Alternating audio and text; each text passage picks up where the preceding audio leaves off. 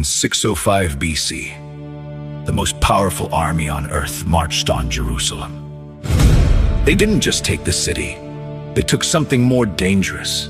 They took the smartest teenagers in the nation. They stripped them of their names. They gave them a new language, new clothes, new food, a new education. A full 3-year program designed to make them forget who they were and become something else entirely. And out of that program came Daniel. But before we get to Daniel, we need to understand how Jerusalem ended up in this position in the first place. Because the fall of Jerusalem didn't happen overnight. It was the result of generations of decisions, wicked kings, ignored warnings, and a patience from God that finally ran out. This is Daniel chapter 1, and it is one of the most historically rich, deeply layered chapters in the entire Bible. Let's go deep.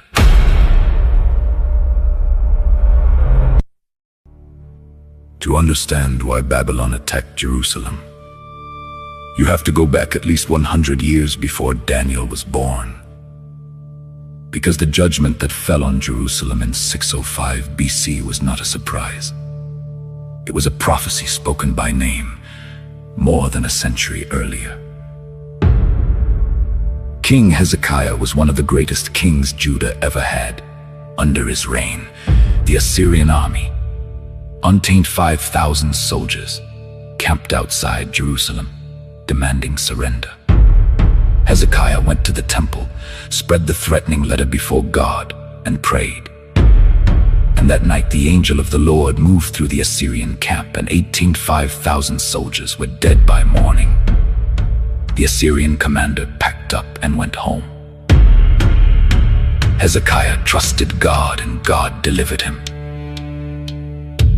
But Hezekiah made one critical mistake when envoys from Babylon came, curious, friendly, flattering.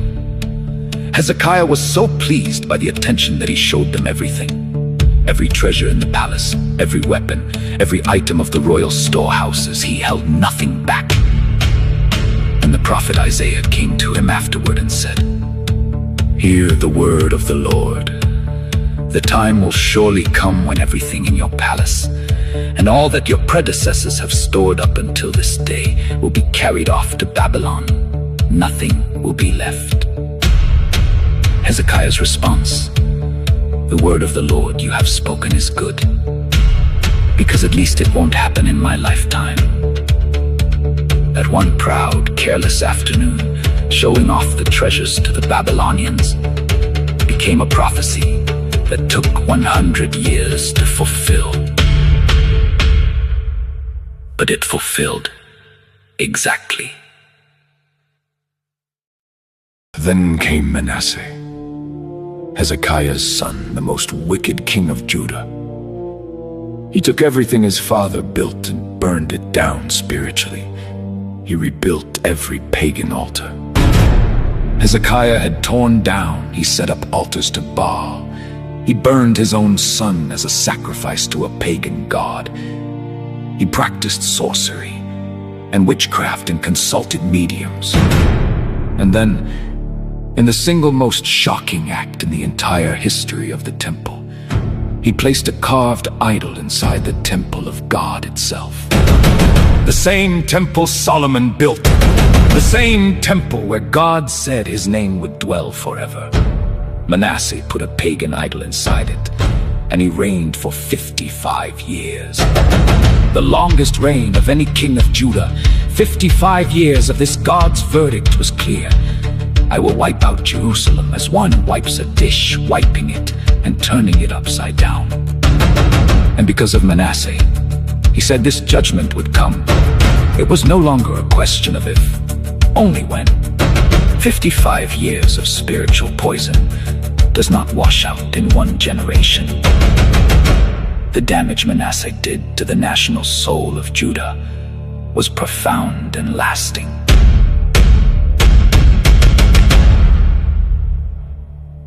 Then came Josiah, and Josiah was different. He became king at age 8. His father had been assassinated by his own servants. At age 16, while still a teenager himself, he began seeking the God of his ancestor David.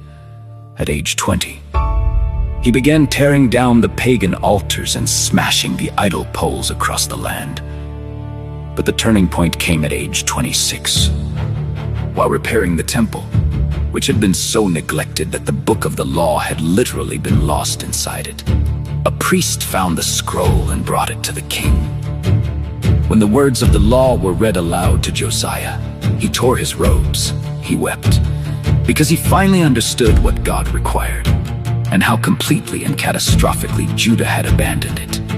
He reinstated the Passover, the great feast of Israel's deliverance from Egypt, for the first time in generations. The Bible says there had been no Passover like it since the days of the judges. No king before him had turned to God the way Josiah did, with all his heart, all his soul, all his strength. But it was too late.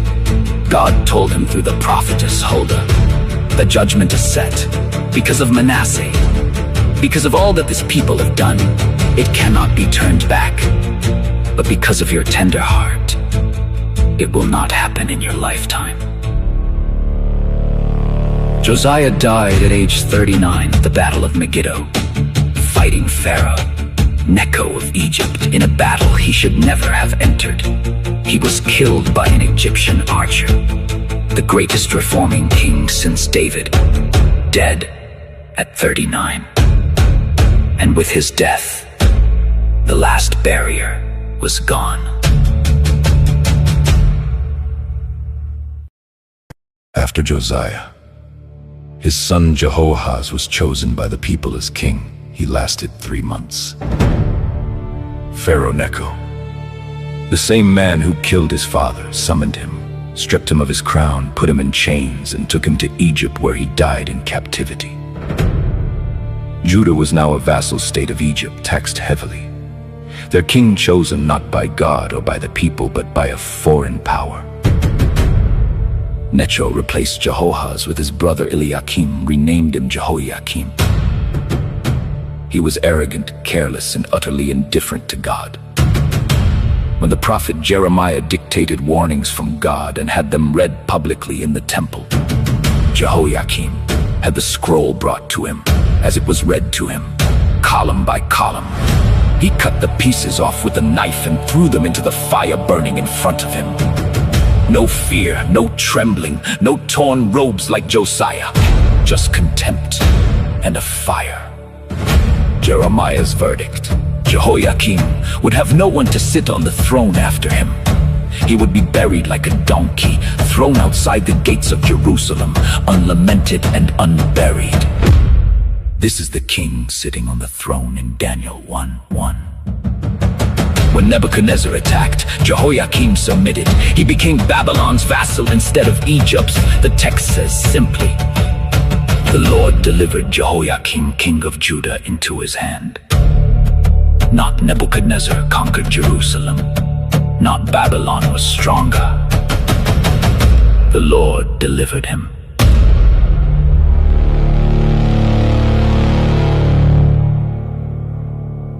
Imagine being 15 years old, taken from your home, your family, your language, and walking into Babylon.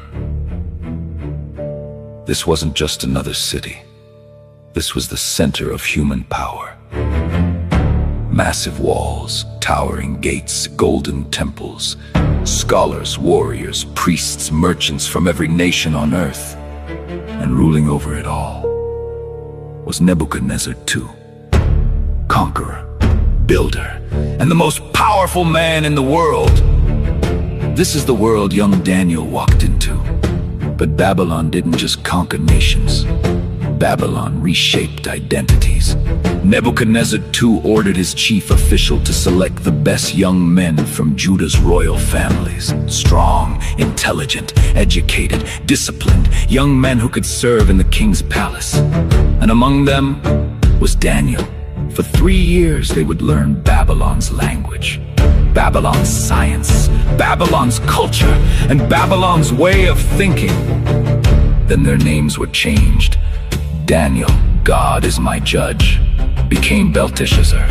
His friends also received Babylonian names. This wasn't education. This was identity warfare. Then came Daniel's first real test. Not lions, not dreams, not kings. A dinner table. King Nebuchadnezzar II assigned them food and wine from the royal table. The finest food in the empire. An honor, a privilege. But Daniel refused. Why? Because for Daniel, this wasn't just food. It was identity first. Much of it had been offered to Babylonian gods, making it spiritually defiling for a Jewish young man second. Much of it violated the food laws God had given Israel. But there was something even deeper. To eat from the king's table meant accepting Babylon's values, Babylon's system, Babylon's way of life. And Daniel quietly decided, not this. Daniel 1:8 says he resolved in his heart not to defile himself. Before the pressure came, Daniel had already decided who he belonged to. But notice how Daniel said no. He didn't rebel, he didn't preach, he didn't create a scene. Instead, he approached Ashpenaz, the chief official, with wisdom and respect and asked for another option. When the officials hesitated, Daniel proposed a simple test. 10 days, vegetables, water, then compare the results. The test was accepted. And 10 days later, Daniel and his friends looked healthier and stronger than everyone else eating from the king's table. And then God moved. God gave these 4 young men wisdom, knowledge, and understanding beyond everyone around them. Daniel was also given understanding of visions and dreams. 3 years later, when King Nebuchadnezzar II examined them personally, he found them 10 times better than all the wise men in Babylon. Babylon thought it was training future servants. God was raising future leaders. And the teenager who refused to compromise over a meal would one day outlast an empire.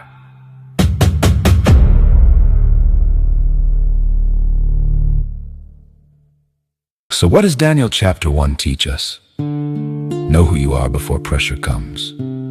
Trust God even when life doesn't make sense. The biggest tests often begin in private, and faithfulness should always produce excellence.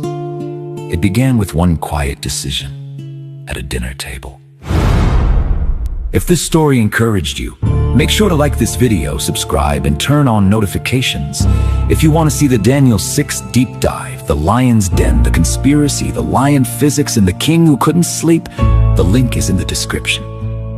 Subscribe so you don't miss the next one, and drop a comment.